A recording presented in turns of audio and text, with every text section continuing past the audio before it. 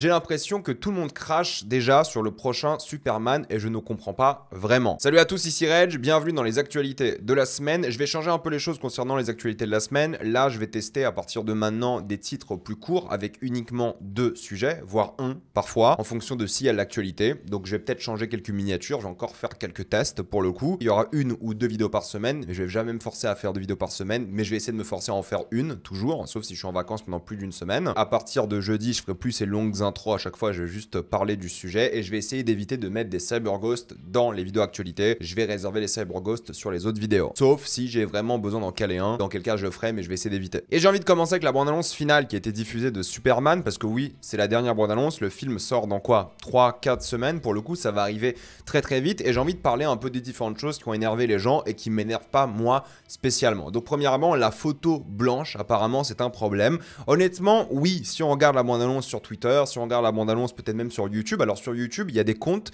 qui mettent la bande-annonce en 4K. Donc je vous conseille de regarder la bande-annonce sur une télé, sur votre PC avec un bel écran, parce que moi j'ai vu la bande-annonce, alors pas celle-ci, mais celle d'avant en IMAX, lorsque je suis allé voir Mission Impossible en IMAX, et honnêtement, la bande-annonce en IMAX, elle envoie. La photo blanche, je suis pas spécialement fan de base, mais ça dépend de l'approche du film de manière générale. Si l'approche du film est d'avoir une photo comme ça, mais ça rend quand même bien, à voir. Parce qu'honnêtement, en IMAX, la photo était cool. Il y a un délire de couleurs tout de même, hein. C'est pas vraiment juste des couleurs blanches, grises comme on voit dans beaucoup de Marvel ou productions hollywoodiennes, hein. Il y a des vrais contrastes de couleurs, il y a une belle couleur, il y a un choix de format qui est intéressant, IMAX ou pas d'ailleurs. Non, honnêtement, ça a la gueule, je trouve. C'est pas du tout gris. Les gens qui disent que c'est gris, ça je comprends pas pour le coup. Et pourtant, j'ai souvent critiqué les œuvres grises, mais là pas du tout. Il y a des couleurs, oui, c'est du blanc. Oui, peut-être on peut pas et forcément toujours aimer la couleur blanche dans ce genre d'œuvre, mais moi je trouve que ça rend bien avec le costume qui est très bleu, avec la cape, le logo, tout ça. Même la scène avec Lex Luthor ici, qui est très blanche, il y a un relief, il y a quelque chose quand même de assez profond,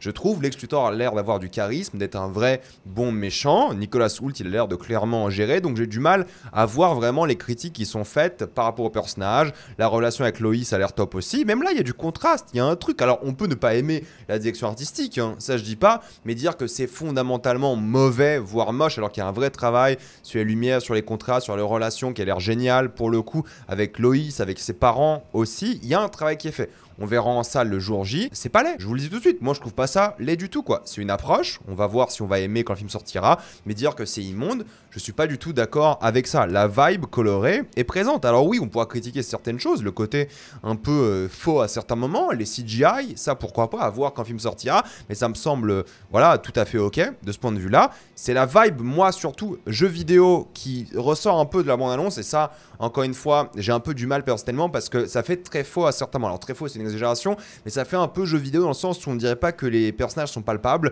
on dirait vraiment que là c'est un modèle 3D des deux plutôt que David Corenswet qui fait du coup la cascade, entre guillemets la cascade, hein. On verra lorsque le film sortira parce que ça c'est toujours un peu compliqué, on a vu des petits moments, des petites séquences, on verra si les mouvements, surtout parce que les mouvements, le souci que j'ai c'est qu'ils font un peu lisse pour le coup, mais il y a des gens qui ont critiqué le côté ridicule de la séquence avec les dents qui rebondissent sur l'objectif de la caméra.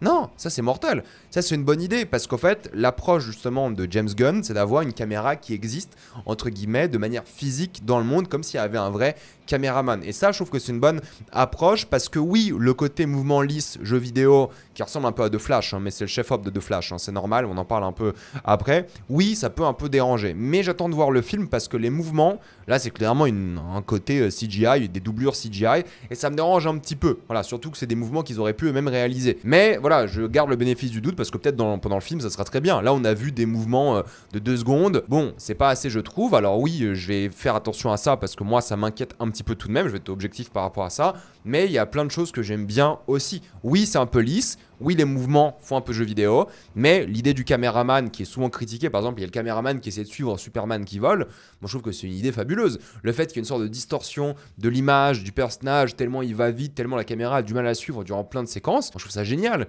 Pas avoir une caméra 100% virtuelle, mais avoir l'impression d'avoir un caméraman, grosse guillemets, hein, qui est là. C'est comme ça qu'on fait des effets spéciaux. Donc honnêtement, moi j'y crois. La relation entre lui et Crypto, parce qu'on a Crypto qui est en train de littéralement pousser les ennemis dans le laser rend bien. Voilà, moi je trouve que c'est une séquence qui est plutôt cool, ça donne grosso modo envie de voir le film. Je trouve que David Corenswet, il a une vraie personnalité, il dégage un truc, déjà une sorte de prestance, d'aura, et en plus il fait des blagues. Superman n'a jamais été un personnage hyper sérieux dans les comics et de manière générale, hein. Il a toujours fait des blagues, il a toujours été un peu rigolo, la personnalité a l'air de bien fonctionner, la musique donne aussi envie, hommage aux années 70 et en même temps aux thèmes qui vont instaurer ici avec ces Superman là. Il y a plein de choses que j'aime, hein. L'idée de l'enfance qui est beaucoup mise en avant, il y a déjà des edits d'ailleurs sur les réseaux sociaux par rapport à ces thématiques, parce qu'en fait déjà avec les bandes annonces tu commences, ça va être quoi? Superman, espoir pour l'enfant, c'est pour ça qu'il y a beaucoup d'enfants d'ailleurs dans la bande annonce déjà, donc je pense qu'il y a beaucoup de surprises encore dans le film, mais il y a aussi plein de trucs qui nous permettent de comprendre l'ambiance générale de l'œuvre, et je pense qu'ils ont carrément tapé là où il faut pour l'instant par rapport au personnage, par rapport à ce qu'il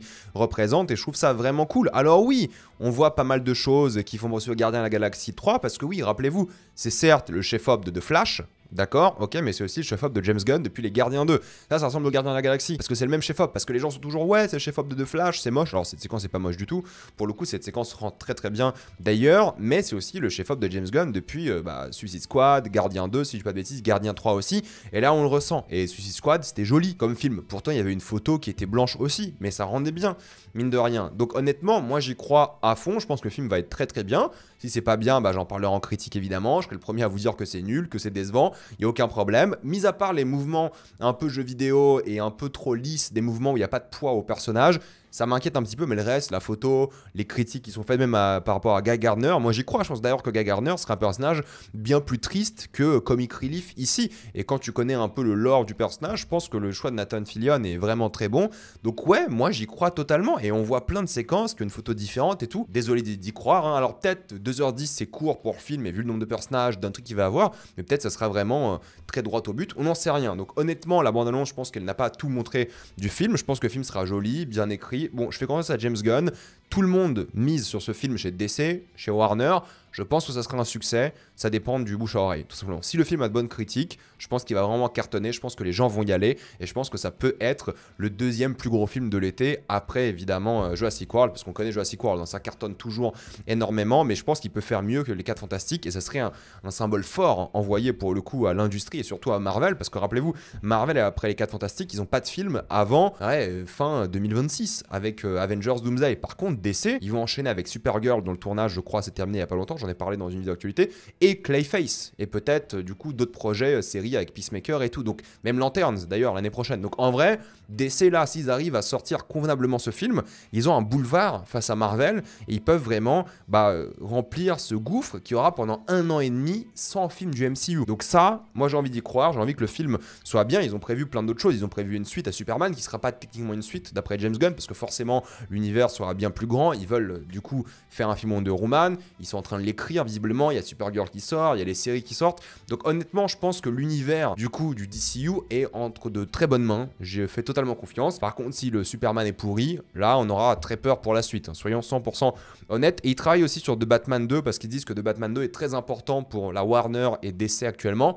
Moi, je reste de l'avis qu'il ne faut pas lier de Batman 2 et le DCU. Enfin, ça serait stylé, hein. Je dis pas Pattinson dans le DCU, à voir le film. Encore une fois, on verra ces discussions lorsque le film sortira et tout. Peut-être Pattinson dans le DCU, ça peut être spectaculaire, génial, je n'en sais rien. Moi, je préférais quand même qu'ils fassent leur Batman 1, 2, voire 3 tranquillement de leur côté, sans problème. Maintenant, s'ils ont envie de l'intégrer au DCU, s'ils ont une bonne porte d'entrée, s'ils y croient, pourquoi pas? Moi, je suis pas contre. En fait, tout dépend de la qualité du DCU, tout dépend de tout ça. Parce qu'en vrai, le Gotham de Batman était génial, la tonalité était top, donc avoir une confrontation entre les deux, ça peut marcher. Moi, je préfère encore une fois qu'ils le fassent pas, mais je reste ouvert d'esprit par rapport à ça et j'ai envie d'y croire. Donc tout ça, c'est un peu mon avis sur Superman. Dites-moi ce que vous en pensez aussi dans les commentaires parce que j'ai vu beaucoup de négativité et ça m'agaçait un peu parce que je comprenais pas trop. Mais j'ai envie d'avoir votre avis dans les commentaires. Et maintenant, on va en parler un peu du flop qui est de Last of Us saison 2. On a enfin les chiffres de la saison 2 et c'était une véritable catastrophe parce qu'il faut savoir que le final de la saison 2 était vu en direct aux États-Unis par 3,7 millions de téléspectateurs, là où le final de la saison 1 était vu par 8,2 millions. Horrible. Ça, c'est vraiment catastrophique comme flop. Normalement, quand tu fais une suite à une saison 1 qui a du succès, parce que la saison 1 c'était des vues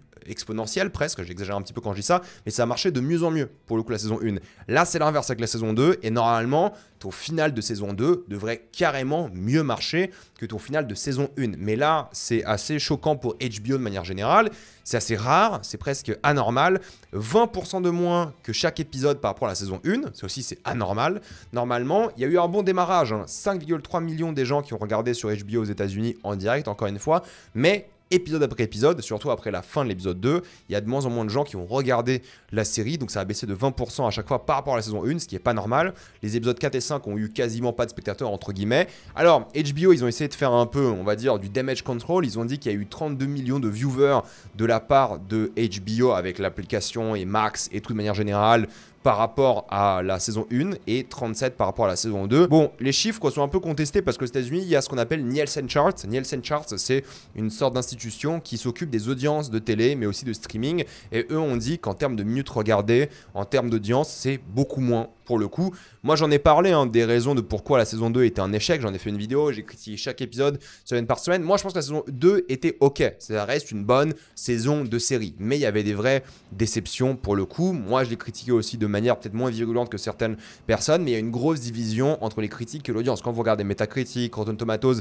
les scores critiques sont plutôt bons. Les scores audience sont assez catastrophiques. C'est un peu la même chose qu'avec le jeu de Last of Us Partie 2. Donc, c'est un peu prévisible qu'on va dire l'œuvre divise par rapport à ça, vu que le jeu avait aussi divisé. Évidemment, la mort du personnage de Pedro Pascal et de Joel a impacté l'audience de manière colossale. Les fans de série sont peut-être pas habitués qu'un personnage principal meure et ensuite enchaîné sur le reste de la série, surtout quand c'est Pedro Pascal et l'aura, on va dire, qu'il a en ce moment, et la popularité qu'il a en ce moment, c'est voilà, l'acteur presque numéro 1 dans le monde aujourd'hui en termes de popularité. Il fait tellement d'œuvres, il est tellement partout que forcément les gens étaient moins fans de son départ, et c'est pour ça aussi que l'épisode 6 était l'un des épisodes qui a le mieux marché dans la saison 2 parce qu'il était de retour en flashback. Les fans de jeux vidéo forcément ont été énormément déçus, ça peut se comprendre, mais bon, en général ils n'avaient pas les bons arguments, d'après moi ça dépend lesquels encore une fois, mais juste la saison 2 était moins bonne, tout simplement. La saison 2 était moins qualitative. Attendre 2 ans pour cet épisode d'une série, ça fait toujours chier, disons les choses. La saison 1, elle allait pour les Emmy Awards, les Golden Globes et tout, c'était presque le haut du panier HBO. La saison 1 était vraiment bien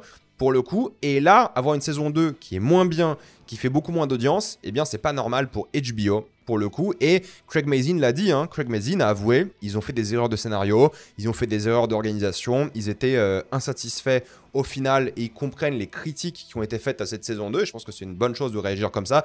Neil Druckmann, classique Neil Druckmann, il a dit on s'en fout des critiques. Bon, oui et non, dans le sens où Neil Druckmann, il en a vraiment bavé avec The Last of Us 2, que moi j'ai toujours défendu, le jeu vidéo qui est très très bien d'après moi, un chef-d'œuvre de jeu vidéo. Je comprends qu'il en ait un peu marre des critiques négatives et qu'il mette ça de côté et qu'il se concentre sur le jeu vidéo de manière générale et la série. Mais là, clairement, je pense que, je dis pas qu'il faut écouter les fans toujours, mais il faut se remettre un peu en question et se dire ok, qu'est-ce qui n'a pas marché?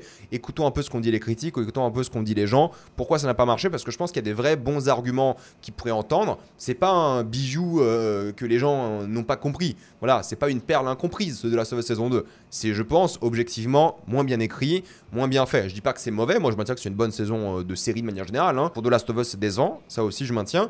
Mais voilà, Craig Mazin, le vrai showrunner avec Neil Druckmann, parce que c'est lui qui a écrit la majorité des épisodes, comprend les erreurs d'écriture. Et d'ailleurs, il a même dit qu'il y avait un vrai gap entre l'écriture de l'épisode 6 et 5, pour le coup, qui n'était pas scénarisé par Craig Mazin. Le 6 était scénarisé par une autre scénariste et Neil Druckmann. Et il y avait un gap aussi de scénario ici, mais c'était aussi l'épisode avec Pedro Pascal et tout.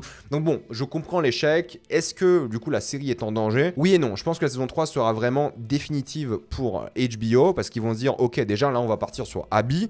On sait que c'est Caitlin Dever qui va jouer dans la saison 3 de manière principale. C'est elle qui sera l'actrice principale. Il n'y aura plus Ellie, j'imagine. Donc, est-ce que les gens vont regarder une saison 3 sur Abby? Vraie question. Vu qu'ils ont arrêté après le départ de Pedro Pascal, est-ce qu'ils vont regarder la suite sur la personne qui a tué le personnage de Pedro Pascal? Aucune idée. Vraiment, là, ça va être un énorme doute. Mais s'il faut attendre 2 ans pour 8, 9 épisodes, ok. Mais si c'est pour nous remettre 6 épisodes, ils avaient dit qu'il y aura plus d'épisodes. Mais à un moment, il faut choisir. Donc ça, c'est pas une bonne chose. Faut voir comment ils vont gérer ça. Je suis curieux de voir comment ils vont faire cette saison 3. Mais bon, j'ai un peu peur. Comme tout le monde, j'ai un peu peur. Et ça fait un peu flipper pour la suite. Mais j'espère qu'elle sera bien. Il faut souhaiter de bonnes choses. Il faut souhaiter que la qualité soit présente, que les audiences reviennent. Parce que peut-être ça va motiver à faire de bonnes choses. Donc on verra bien lorsque la saison 3 sortira dans... Ouais, 2 ans, j'espère 1 an et demi. Allez, 1 an et demi, ça peut être acceptable, mais 2 ans pour une série comme ça, même s'il y a du budget et tout, je trouve ça vraiment pénible et désagréable pour quasiment tout le monde. Pour parler un peu des actualités, il faut savoir que Mubi est dans une sorte de polémique. Mubi, c'est une plateforme de streaming qui diffuse beaucoup de cinéma indépendant, de plein d'artistes du monde entier. Ils les choisissent à la main, enfin à la main. C'est des gens de Mubi, des fans de cinéma, des cinéphiles qui choisissent les films à mettre sur leur plateforme. Ils achètent les droits de production, enfin de distribution, et aussi ils produisent des films. The Substance, c'est eux qui l'ont produit par exemple. Ils ont produit aussi Die My Love qui sortira, j'imagine, cette année chez nous avec Jennifer Lawrence et Robert Pattinson. Donc voilà, c'est qui est un acteur majeur, on va dire, dans la production de films indépendants. Ils ont de plus en plus de popularité, ils ont une valuation de 1 milliard de dollars aujourd'hui, et c'est grâce à l'investissement de Sequoia Capital, un investissement de 100 millions de dollars qui a beaucoup énervé du coup les personnes qui sont pro-Palestine. Pourquoi? Parce que Sequoia de l'autre côté finance des entreprises de défense israéliennes qui utilisent évidemment ces armes sur Gaza, dont l'entreprise Kela Technologies. Mubi ont répondu, pour le coup une réponse assez tiède, assez évasive, mais bon, ils vont pas dire non à 100 millions. Et c'est un peu paradoxal parce qu'au fait, ils ont déjà fait des films pro-Palestine. No Other Land, il était distribué et même coproduit, si je dis pas de bêtises, par Mubi. Donc ils sont bien conscients des thématiques pro-palestiniennes, ils sont bien conscients de ça, ils ont produit des œuvres autour de ça. Mais ils ont quand même pris l'argent, 100 millions, c'est énorme hein, pour le coup, d'une entreprise qui finance justement le génocide à Gaza. Donc, dilemme moral, on fait comment? Est-ce qu'on prend l'argent? Est-ce qu'on dit non? Parce que l'argent, c'est la production de films, c'est des salaires, comment on fait? Honnêtement, je sais pas. Je sais pas quoi en penser, j'ai pas vraiment d'avis dessus, c'est compliqué, je trouve, parce que d'un côté, Sequoia Capital, ils financent pas qu'une entreprise de défense d'armement, ils financent plein d'autres choses. Moi, je suis pas pour le boycott de toute entreprise israélienne, il y a des Israéliens qui ont rien demandé, qui ont rien fait. Maintenant, Sequoia Capital, pour le coup, eux, ils font des choses. Mais toi, en tant qu'entreprise qui doit grandir, qui doit avoir des salaires et tout, la chose morale aurait été de ne pas accepter l'argent. Mais 100 millions, quand tu as une valuation de 1 milliard, c'est énormément d'argent. Voilà, chacun fait ce qu'il veut, je pense. Si vous voulez continuer à soutenir Mubi, restez abonné et tout, je vais pas vous juger sur ça. Honnêtement, moi je m'abonne, me désabonne de Mubi en fonction des films que je veux regarder. Pour le coup, je fais un peu ça maintenant pour toutes les plateformes de streaming. Quand il y a un film qui m'intéresse plus, je me désabonne, ou il y a une série. Mais voilà, donc honnêtement, je vais pas vous juger si vous continuez de regarder. C'est pas tout le financement de Mubi non plus, c'est 10% de la valuation, même si c'est énorme. Je vous laisse faire votre propre avis. Moi, c'est un peu compliqué, évidemment. On soutient la cause palestinienne, on soutient ce qui se passe. Mais du point de vue de Mubi, je trouve que c'est un sujet complexe et je vais pas juger les gens qui ont un avis ou un autre, où ils disent ok, on s'en fout, ok c'est grave mais je vais pas désabonner, ok je me désabonne. Je comprends tout à fait les différents points de vue. Moi honnêtement j'en ai pas. Moi je pense que je vais continuer de regarder des œuvres Mubi quand elles sortent au cinéma, quand voilà il y a un truc qui m'intéresse sur la plateforme. Je pense pas que c'est la fin du monde ce qu'ils ont fait là. Moi je suis déçu de leur réponse. Je pense qu'ils auraient pu faire une meilleure réponse et j'espère qu'ils vont réagir d'une meilleure manière. Voilà, c'est ce que je voulais dire par rapport à ça. Michael B. Jordan veut faire des live action animés, oui, des adaptations d'œuvres animées, il veut les faire en live action et c'est toujours pareil, c'est-à-dire que ce que les gens aiment bien dans l'animation, c'est l'animation en soi. Ils aiment bien l'histoire et tout, mais ce qu'ils kiffent, c'est l'animation, c'est ces œuvres-là, c'est ces grands arcs et tout. Donc s'ils peuvent adapter des choses live action de manga, par exemple, parce qu'on a déjà vu des œuvres de manga adaptées au cinéma de manière très efficace, Edge of Tomorrow, c'est un manga à la base. Maintenant, si c'est pour faire des films live action en mode animation, je vois pas l'intérêt, entre guillemets. C'est-à-dire que voilà, si tu veux prendre l'histoire d'un animé ou d'un manga l'adapter en live, pourquoi pas? Il faut faire ça bien et il faut pour moi faire du live, pas faire du live qui singe l'animation, si vous voyez ce que je veux dire. Matthew McConaughey va faire son grand retour normalement au cinéma. On va voir ça dans quelques mois, voire années, avec Nick Pizzolatto, qui était le showrunner du coup de True Detective saison 1. Il va du coup jouer dans une adaptation de Mike Hammer, un détective privé. Il y a déjà eu des adaptations pour le coup de Mike Hammer. Mais ce sera son grand retour normalement avec cette œuvre. On verra quand on aura plus d'infos, mais c'est prévu pour qu'il revienne dans un rôle comme ça. Détective, Nick Pizzolatto, True Detective, bon, on a compris, ça peut être intéressant. Zelda a été décalé de mars 2027 à mai 2027. On aura, je pense, bientôt des annonces de casting. Je pense que le tournage devrait commencer dans 6 mois à peu près, ou peut-être l'été prochain. À voir, c'est peut-être pour ça qu'ils ont décalé, pour avoir peut-être 1 an et demi après le début du tournage. À voir, mais on aura bientôt des infos. Une date est encore prévue, ça sera mai 2027 pour l'instant. C'est possible un autre décalage, mais ça va se faire. Jonathan Davis va interpréter Snoop Dogg dans un biopic sur Snoop Dogg. Pour le coup, je trouve que c'est plutôt cool. Il a l'air d'avoir la gueule de une, la prestance pour jouer ce personnage-là. Ça peut être sympa, pourquoi pas. On verra quand il y aura plus d'actu et une bande-annonce par exemple. Eddington, par contre, là, a eu le droit à une bande-annonce et j'avoue que le prochain projet d'Ari Aster, qui divise énormément pour ceux qui l'ont vu à Cannes, ça m'a pas donné envie. J'avoue, cette bande-annonce m'a pas du tout donné envie. C'est pas un projet qui m'a l'air très intéressant par rapport à ce que moi j'aime. Oui, c'est le Covid, oui, c'est une satire de l'Amérique durant cette époque-là et tout, mais j'ai vraiment du mal à m'intéresser à ce projet et la bande-annonce m'a pas donné envie. On en parlera, j'en ferai une critique évidemment, mais honnêtement, dites-moi ce que vous en pensez vous dans les commentaires, mais la bande-annonce m'a laissé sans aucune émotion. Je n'ai rien ressenti. J'ai vu le truc, je me suis dit, ouais, ça a l'air ok. C'est le premier projet d'Ari Aster où je me dis non. Boys Afraid, moi je l'ai défendu, j'aime beaucoup Boys Afraid, je trouve ça très très bien comme film. Et en même temps, la bande-annonce m'avait donné envie. Si on parle de film d'horreur cette fois-ci, même si du coup, Eddington n'a pas l'air d'être un film d'horreur, c'est le film Backroom par A24 qui est officialisé. Ils ont trouvé un réalisateur qui s'appelle Kane Parsons. Kane Parsons a 19 ans. Vous faites quoi, vous, de votre vie, hein? Non mais blague à part, Kane Parsons, 19 ans, c'est lui qui a un peu créé la mythologie, entre guillemets, hein, sur YouTube, des backrooms et de cet univers. Il avait 17 ans quand il a commencé et maintenant il va réaliser le film. Je trouve ça assez dingue, je trouve ça cool que A24 donne vraiment cette opportunité à ce jeune homme qui du coup faisait ça voilà, en ligne de manière générale. C'est assez fou, mine de rien. Et c'est Renate Reinsve qui a donc l'un des rôles principaux, désolé si j'ai mal prononcé, une actrice qui a joué dans plein de films qui sont à Cannes régulièrement, plein de films d'auteur et tout. J'ai récemment vu dans un film aussi par exemple. Donc c'est assez particulier, Chiwetel Ejiofor aussi. Donc ils vont vraiment investir, je pense, sur ce film Backroom. Pourquoi pas, ça peut être cool. Moi je connais les backrooms comme tout le monde, de la culture d'internet, des vidéos de Feld Up et des choses comme ça. Mais au cinéma ça peut carrément le faire et ça peut carrément cartonner. Violent Night 2 est prévu et a une date de sortie, ce sera en décembre 2026. J'ai pas vu le premier mais je regarderai j'imagine avant la sortie du deuxième. Apparemment c'était pas mal pour le coup, donc je regarderai. Kojima a envie de faire un film après du coup la fin du développement de OD et Physint. Alors OD c'est le projet avec Jordan Peele si je dis pas de bêtises, pas d'actu depuis des années. Physint pas non plus d'actualité depuis un long moment. Bon, vu les cycles de développement maintenant des jeux AAA, c'est 5 ans de développement pour un jeu comme ça, peut-être dans 10 ans, il va du coup faire son film de cinéma. Moi je lui souhaite, hein, c'est un grand fan de cinéma, il aime beaucoup ça. S'il peut faire un film de cinéma dans les 10 prochaines années, il aura quoi, 70 piges? Why not? C'est peut-être son rêve, à voir s'il arrive à retranscrire sa culture du cinéma et même du jeu vidéo dans un film, parce que c'est pas la même chose hein, de travailler avec un film et un jeu vidéo.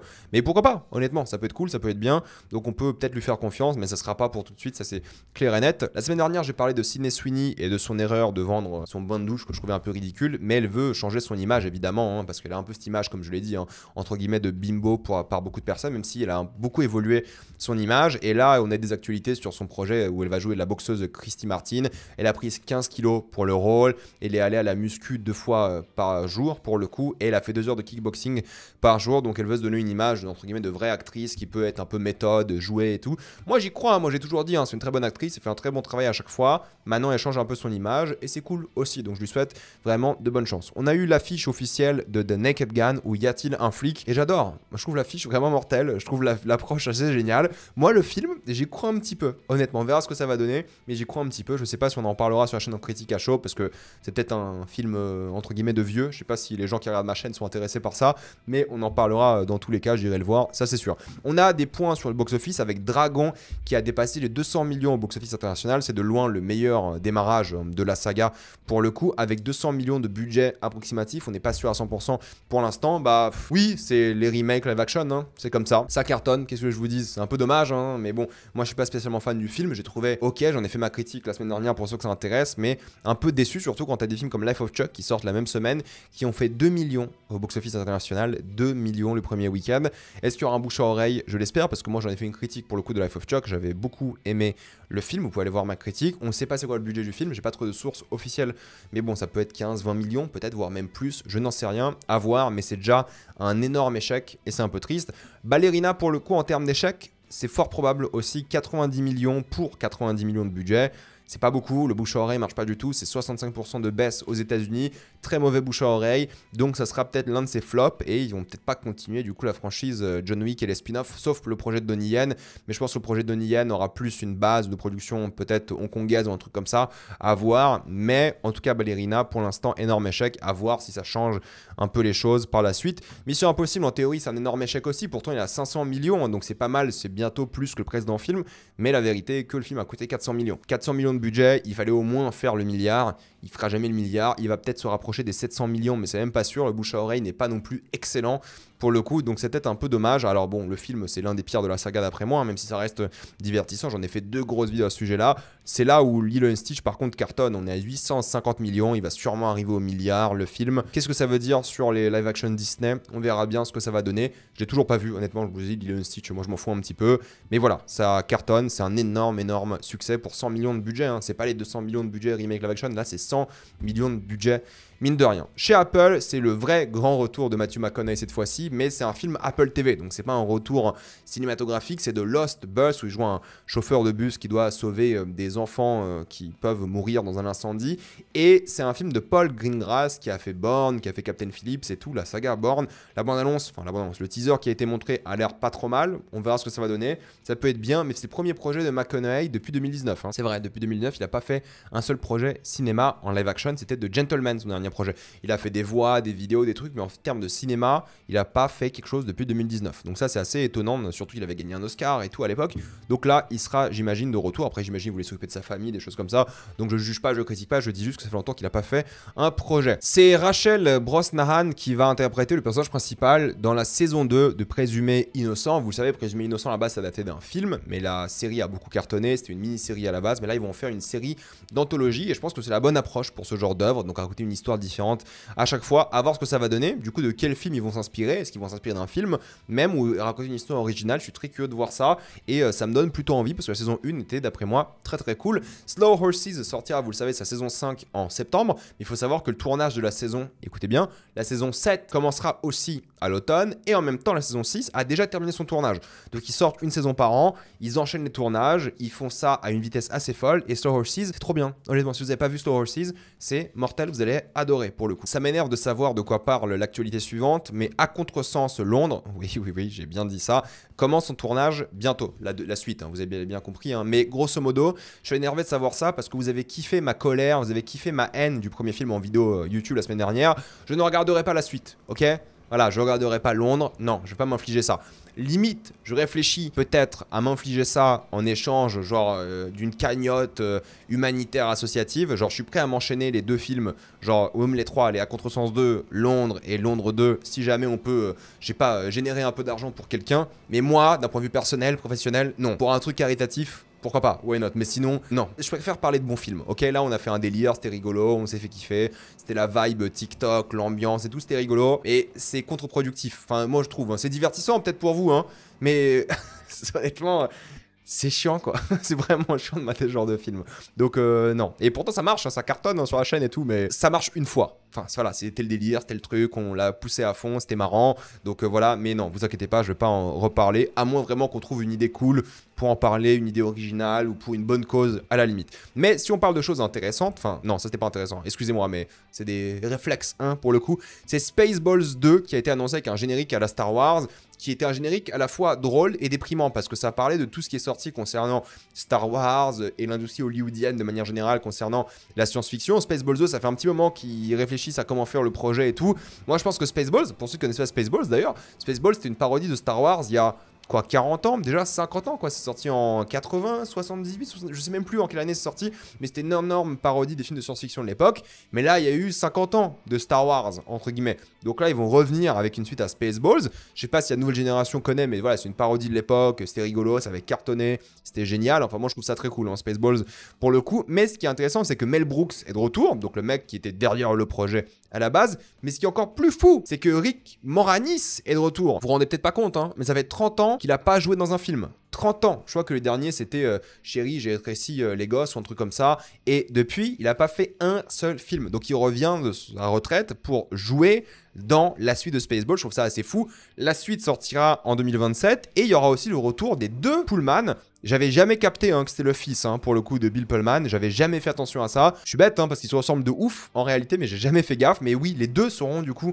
dans le film. Le père qui était déjà dans l'original et du coup le fils qui cartonne récemment avec, vous le savez, un Thunderbolt. Enfin, cartonne, on en parlera bientôt, vous allez voir. Mais grosso modo, oui, ils seront tous les deux dans l'œuvre et ça sortira en 2027. C'est dans longtemps, j'ai envie de vous dire, dans 2 ans, mais ça va se faire et j'espère que ça sera bien et pas juste méga gênant parce que beaucoup des parodies aujourd'hui sont méga gênantes et surtout avec les réseaux sociaux et tout, à voir s'ils vont réussir à faire ça convenablement parce qu'ils ont de la matière. Pour le coup, en termes de science-fiction et de fantasy, depuis Star Wars 1, ce qui a été fait depuis, ils ont énormément de matière à faire des folies, donc je leur fais un peu confiance. Et si on parle d'Amazon, il y a aussi Amazon Prime, du coup, depuis qu'ils ont lancé les pubs, vous savez, dans votre abonnement, vous devez payer un supplément pour enlever les pubs. Il faut savoir que la durée des pubs a été doublée, pour le coup, depuis fin 2024 qu'il y a eu les pubs, a été doublée, et là, ils viennent de rajouter 2 minutes supplémentaires par heure.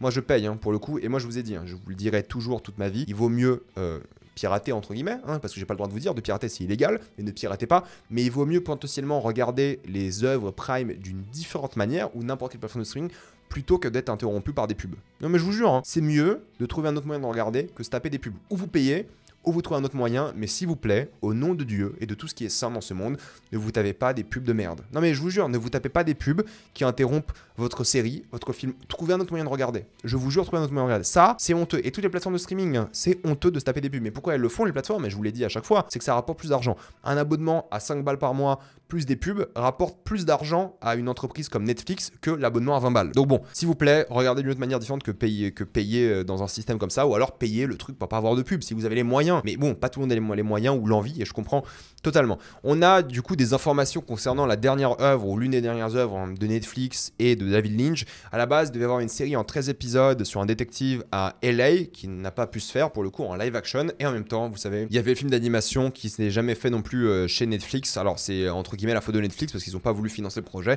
D'ailleurs, personne n'a voulu financer les projets de David Lynch vers la fin de sa vie. C'est aussi ça qui est triste, et maintenant il est parti. Donc ça fout toujours la haine d'entendre ça. Et si on continue chez Netflix, c'est Yahya Abdul Mateen 2, ou le second, je sais pas comment on dit à chaque fois, désolé, faudrait que je me renseigne sur comment on dit pour le coup, qui a été casté dans le spin-off de Once Upon a Time in Hollywood sur Cliff Booth. Et je vous le jure, hein, chaque annonce de casting, je ne crois pas que le film existe. Je vous jure, je n'y crois pas. Comment ça, un film écrit par Tarantino, réalisé par Fincher, sur un film à succès comme Once Upon a Time in Hollywood, va sortir sur Netflix l'année prochaine? Je n'y crois pas. Pour moi, c'est pas possible. Je sais pas ce qui se passe. Pour moi, c'est une fake news. Il a été sorti le 1er avril en plus, la news. Je me rappelle très bien parce que j'étais en mode non, c'est une blague, c'est pas possible. Je n'y crois pas. Tant que j'ai pas vu des images, je n'y crois pas. Et même lorsque je verrai des images, tant que le film n'est pas sorti, je n'y croirai pas. C'est quoi cette idée? En vrai, en théorie, je devrais adorer cette idée. Nouveau Fincher, par Tarantino, casting de fou. Déjà, il y a Brad Pitt, Elizabeth Debicki et tout. Je devrais adorer. Mais le fait que ce soit sur Netflix me donne pas du tout envie. Je vous jure, hein, c'est un truc, c'est un turn-off monumental. Et ça m'énerve parce que je devrais kiffer de ouf cette idée. Mais au fait, pas du tout. C'est con, hein. Pourtant, j'aime bien ce que Fincher fait sur Netflix depuis qu'il est chez eux. J'ai bien aimé Manque, moi j'ai kiffé The Killer et tout. Mais l'idée même, le concept, je n'arrive pas à imaginer que ça peut être bien. Je sais pas pourquoi. Et j'espère vraiment avoir tort du coup l'année prochaine. Parce que oui, ça sort l'été prochain, quoi. Le tournage va commencer là, bientôt. C'est fou. Bref, si on parle de Netflix, il y a aussi Stranger Things, l'animated show, du coup, qui sera entre la saison 2 et 3, parce que oui, une série d'animation Stranger Things est prévue, et ils vont s'inspirer de l'animation de Arcane et Spider-Verse. J'en ai marre. Je vous jure, j'en ai marre. J'en ai marre parce que Arcane et Spider-Verse, c'est bien, parce qu'ils ont mis genre 3 ans à faire une saison et 4-5 ans à faire un film. Là, s'ils font pas un truc qui a vraiment la gueule, qui prend du temps, arrêtez de vous comparer à Spider-Verse. Je comprends évidemment ce qu'ils disent par rapport à ça, mais il y a un moment, arrêtez. Donc Stranger Things, ça serait évidemment... Ouais, l'année prochaine peut-être pour l'animation. Voilà, ils ont envie de continuer la franchise. Il y aura des spin-offs, c'est évident, mais... Honnêtement, déjà, ça fait 10 ans qu'on se tape Stranger Things, ça fait quoi, 5 saisons en 10 ans. C'est bon, on peut passer à autre chose, on arrête la saison cette année. Moi, je kiffe Stranger Things en plus, mais on arrête et on passe à autre chose, s'il vous plaît. Côté Disney, c'est Gâteau qui a été annoncé. C'est un petit chat à Venise, nouveau film d'animation, style à la main, entre guillemets, à la main parce que c'est évidemment fait par ordinateur, mais il y aura ce style d'animation-là. Alors, attention, c'est un concept art, hein, c'est pas le style définitif, mais ça sera pour 2027 et ça donne envie. Je pense que c'est inspiré évidemment de Flow qui est sorti récemment, hein. Pour le coup, ils ont envie de faire un truc comme ça, mais si ça permet d'apporter un truc un peu différent dans le style d'animation Disney Pixar, moi je veux grave chaud. Si le film ressemble à ça, banger, moi je vous le dis tout de suite, hein, c'est déjà incroyable. Donc Gâteau, chat en italien pour le coup, sortira en 2027 et je suis très curieux de voir ça. C'était le festival d'Annecy pour le coup, il y avait plein d'annonces. Eyes of Wakanda sera en 4 épisodes de 30 minutes. Faites un film, il y a un moment, 4 épisodes de 30 minutes, ça sert à quoi? En plus t'enlèves le générique, ça sera 20 minutes. Faites un film d'une heure, 20, 30 et puis on passe à autre chose. C'est quoi ce délire? Je comprends pas. On a eu aussi la Star Wars Original Cut pour le coup, la version originale de Star Wars qui était diffusée à Londres pour le début du BFI, le film festival du coup du BFI, hein, le fameux cinéma londonien. Kathleen Kennedy était présente pour, on va dire, réconforter les gens et pour pas qu'ils pensent que c'est une diffusion illégale. C'est cool que la version originale de Star Wars existe encore parce qu'il y a eu tellement de modifications à Star Wars original et même à la trilogie originale qu'on sait même plus à quoi ressemble aujourd'hui. Beaucoup d'entre vous n'ont pas vu la version originale de Star Wars. Ça n'avait aucun rapport avec ce qu'on a vécu nous en grandissant hein, dans les années 2000 avec la prélogie. Il a déjà été modifié la trilogie à l'époque. Donc il y a des gens qui ont découvert Star Wars en réalité pour la première fois. Bon, c'est tout un débat philosophique sur est-ce que c'est la vraie bonne version et tout, mais c'est la version originale et c'est toujours assez intéressant. Ron Clements, qui est le papa de plein d'œuvres comme Aladdin, Hercule, La Petite Sirène et plein d'autres, c'est, on va dire, le papa de l'âge d'or de Disney. C'est grâce à lui, entre autres, que Disney est la force que Disney aujourd'hui, quoi. Les années 90, c'est lui. C'est lui qui a sauvé Disney, qui a changé l'animation pour toujours. C'est lui le papa, tout ça. Eh bien, il va sortir du coup de sa retraite pour devenir un mentor à la future génération d'animateurs, de réalisateurs, de scénaristes chez Disney. Et je trouve ça trop bien. Être parrainé par Ron Clements doit être une vraie petite dinguerie. Et si on parle de chef du coup de Pixar cette fois-ci, qui a vraiment beaucoup changé le monde de Pixar et de l'animation, c'est Brad Bird qui a beaucoup été impactant, disons, dans le monde de l'animation et ne réalisera pas du coup les Indestructibles 3. C'est quelqu'un d'autre qui va réaliser, c'est le réalisateur de Élémentaire, Peterson qui va réaliser à la place. Pourquoi est-ce qu'il fait pas Indestructible 3? C'est qu'en fait, il est occupé sur autre chose, il est occupé sur un autre projet, un projet de rêve pour lui, chez Sony, si je dis pas de bêtises, c'est Ray Gun. Donc il a préféré faire Ray Gun qu'Indestructible 3, mais visiblement il sera encore scénariste à voir. Et pour ceux qui se disent, ouais, quand même, Indestructible 2 c'était un peu moyen, en fait c'était un peu moyen parce que Disney, rappelez-vous, ils avaient dit aux producteurs et aux studios d'accélérer la production du film pour sortir 1 an à l'avance parce qu'ils avaient échangé avec Toy Story le planning et tout, donc ils ont dû rusher Indestructible 2 que je trouve assez moyen pour le coup. Enfin ça passe, mais moi il m'a déçu comme beaucoup de personnes, mais c'est pas que sa faute, c'est aussi la faute de Disney. Mais là il va pas bosser dessus, ce qui est un peu dommage parce que pour moi Brad Bird, Indestructible, bah ça va ensemble, qu'on aime ou pas le deuxième film, ça va ensemble mine de rien. Là le metteur en scène d'Élémentaire, bon on verra ce que ça va donner, je suis pas spécialement giga fan, mais ça peut être intéressant. Si on parle de la Warner et du coup de HBO, c'est Nick Frost qui a énervé beaucoup de personnes, mais moi je me suis pris un peu un tollé sur les réseaux parce que j'ai dit que c'était la meilleure réponse qu'il pouvait faire. Mais en gros, rappelez-vous, Nick Frost va jouer Hagrid dans l'œuvre Harry Potter, la série télé, et il a dit, je cite, J.K. Rowling est autorisé à avoir son opinion, et lui, à la sienne, du coup, il n'est absolument pas d'accord avec ce que dit J.K. Rowling. Donc lui, il soutient les personnes trans, mais J.K. Rowling finance, avec l'argent d'Harry Potter, des mouvements et des associations anti-trans. Elle est ouvertement transphobe, sous couvert de féminisme. Moi, je l'ai souvent critiqué. Moi, je pense que c'est une énorme connasse transphobe qui discrimine et tout. J'ai fait une vidéo sur elle. Moi, je la déteste comme beaucoup de personnes. Et j'ai défendu Nick Frost en disant que je pense que c'est la version la plus acceptable de ce qu'il pouvait dire. C'est-à-dire que Nick Frost, il prend le chèque, et ça on peut le juger, on peut 100% le critiquer sur le fait qu'il prend le chèque. On peut dire, ok mec, t'es pas d'accord avec elle, elle discrimine et tout, tu dis que c'est juste une opinion alors que c'est la discrimination. On peut être 100% contre le fait qu'ils prennent le chèque, qu'ils prennent l'argent de J.K. Rowling, de la licence et tout, et qu'ils fassent encore plus d'argent pour J.K. Rowling, qui va permettre encore plus de discrimination face aux personnes trans. On peut 100% critiquer sur ça, et je pense qu'il faut. Mais maintenant, il a été embauché. Nick Frost, il a une carrière aussi. C'est le débat, quoi. Est-ce que c'est ok de bosser pour... même pas elle, parce qu'elle sera pas productrice. Elle sera productrice exécutive.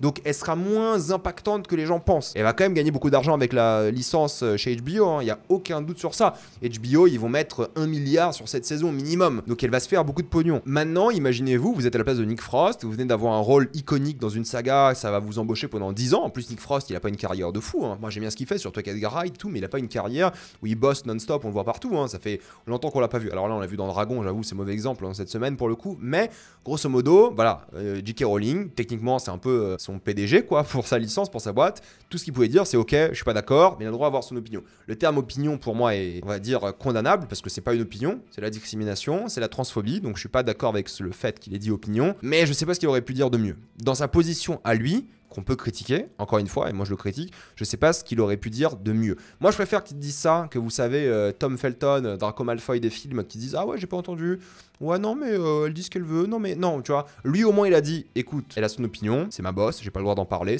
Moi j'ai compris ça, j'ai compris, c'est ma boss, j'ai pas le droit d'en parler. C'est ça que j'ai compris personnellement. Et moi je suis pas du tout d'accord avec elle. Je pense que c'est la version la plus acceptable de ce que tu peux dire en étant embauché, même si encore une fois on peut critiquer le fait d'être embauché. Mais du coup il faut critiquer tout le monde, Il faut critiquer les acteurs comme Paoli et Daniel Rigby qui vont jouer les Dursley. Il faut les critiquer aussi. Du coup, il faut critiquer Locke Spratt et du coup aussi Johnny Flynn qui vont jouer les Malfoy. Voilà, donc c'est des annonces de casting. Est-ce que vous allez demander à un gamin qu'est-ce qu'il pense des personnes trans en interview? Bah, je sais pas. Alors, honnêtement, je sais pas. C'est une question compliquée parce que moi, je suis hyper contre J.K. Rowling et ce qu'elle dit.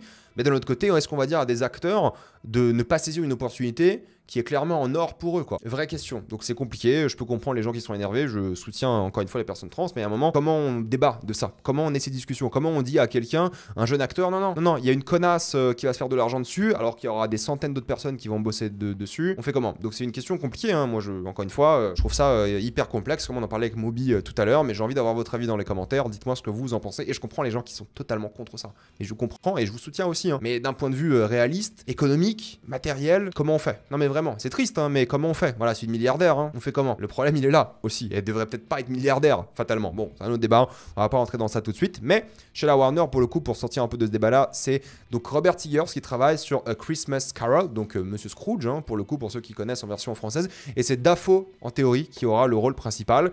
Il bosse sur beaucoup de projets, 3 projets en ce moment hein, pour le coup, mais même si la priorité c'est son film de loup-garou qui va sortir du coup en décembre 2026, j'ai hâte de voir ça.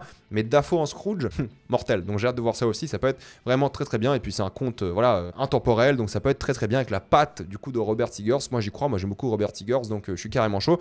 Et très étrange comme annonce de cette fois-ci, c'est Céline Song qui bosse sur une série HBO qui est sur un drame sur le monde de l'e-sport. Alors là, je sais pas ce que Céline Song va foutre dans le monde de l'e-sport vu les films qu'elle fait, mais why not? Si ça la fait kiffer, si elle a envie de faire ça, elle va développer la série. On ne sait pas s'il sera scénariste, s'il va réaliser, peut-être il va réaliser 1 ou 2 épisodes et après il va faire autre chose. On ne sait pas s'il sera showrunner, mais j'ai hâte de voir son film de matérialiste qui a de plutôt bonnes critiques. On en parlera, je pense, en critique à chaud pour le coup. Mais voilà. Elle va bosser sur une série e-sport pour HBO. Une série e-sport d'HBO va sortir. Côté jeux vidéo, on a l'annonce que Silent Hill 1 sera remaké chez Bloober, donc qui font Silent Hill 2 le remake, qui font le Chronos New Dawn, qui a l'air pas mal et tout. Donc je pense que c'est une bonne idée de remaker des jeux comme ça. Surtout le 2 a été beaucoup popularisé à l'époque et tout, et c'est le seul jeu entre guillemets qui est resté vraiment intact de la franchise et que les gens adorent. Mais le 1 était pas mal. Moi j'ai pas joué pour le coup 1, mais le 1 était pas mal aussi apparemment, et c'est cool qu'ils refassent un remake du 1 aussi, surtout que la licence est en train de renaître avec Silent Hill F qui a l'air pas mal et tout. Donc pourquoi pas. Outer Worlds 2 n'aura pas de disque dans la boîte. Et oui, c'est un peu du foutage de gueule, hein. Soyons honnêtes, il n'y aura pas de disque mais un code pour le coup. Ils ont dit les développeurs que c'est pas eux qui décident du prix, 80 balles pour rappel. Est-ce que c'est le jeu qu'il fallait utiliser pour lancer la mode des 80 € chez Xbox? On verra, peut-être le jeu sera un chef-d'œuvre, un monument. Bon, le 1 était pas terrible apparemment, j'y ai pas joué à cause des critiques justement, mais du coup, bah le 2 est prévu et devrait sortir sans problème. 80 balles, sans disque dans la boîte, et sera visiblement plus sérieux et moins comique d'après le scénariste. Stellar Blade est le plus grand lancement d'un jeu solo PlayStation sur PC, et je vais vous le dire tout de suite, et il faut savoir que 41% des mods concernant le jeu sont des mods de cul. Voilà, c'est peut-être pour ça que c'est un carton aussi sur PC, plus que tous les autres PlayStation, God of War et tout, Days Gone. Ça cartonne, et il y a plein de modes de cul. Presque la moitié, pour vous dire. Voilà, vous faites ce que vous voulez de cette information. Moi, je trouve ça un peu ridicule, mais c'est un jeu Gunner Game aussi. Soyez honnête, c'est un peu un Gunner Game. Vous savez, que les gens disent ça en ligne. Je comprends, hein, moi j'ai pas fait le jeu et c'est pas ce qui m'a attiré par rapport au jeu, mais tout ce que j'ai entendu parler du jeu, c'est le personnage principal. Du gameplay, je crois que j'en ai en réalité jamais vu. J'exagère quand je dis ça, hein, mais tout ce que j'ai entendu parler, c'est le personnage principal, c'est sain, c'est internet, c'est comme ça, c'est un peu triste. Mais bon, voilà, au moins vous savez que le jeu est disponible, que c'est un carton, et si vous voulez mettre des modes de cul dessus, en théorie, vous pouvez. Voilà, c'est comme ça. Et il faut savoir que Mind's Eye, vous avez vu, c'est un énorme échec, personne l'achète. Sony autorise de remboursement parce que le jeu est cassé, il marche sur aucun PC. C'est un véritable bordel, c'est le jeu le moins bien critiqué de l'année. C'est comme ça, voilà. C'est triste, hein, mais je suis très content que les gens puissent se faire rembourser, vu la daube que c'est. J'y jouerai évidemment jamais. Les sorties de la semaine, alors juste un petit rappel parce que la semaine dernière est sorti un film, j'avais dit une bêtise, c'est bel et bien un film et non pas une série, qui s'appelle Echo Valley avec Julianne Moore, Sydney Sweeney, sorti la semaine dernière. Les critiques sont ok, je l'ai pas vu, ça m'intéresse pas, mais voilà, le film est sorti la semaine dernière. 28 ans plus tard, cette semaine, je vais évidemment le voir cette semaine, il y aura évidemment la critique dès ce mercredi. Il y a aussi Elio, je pense que je irai le voir, mais je n'en ferai pas une critique, j'en parlerai peut-être fin de mois. Pour le coup, il y a aussi The Return, le retour d'Ulysse. Ça, j'irai le voir aussi, je pense, mais j'en parlerai en fin de mois. Pas de critique à chaud. Et Kneecap, même chose. Très bonne critique concernant Kneecap.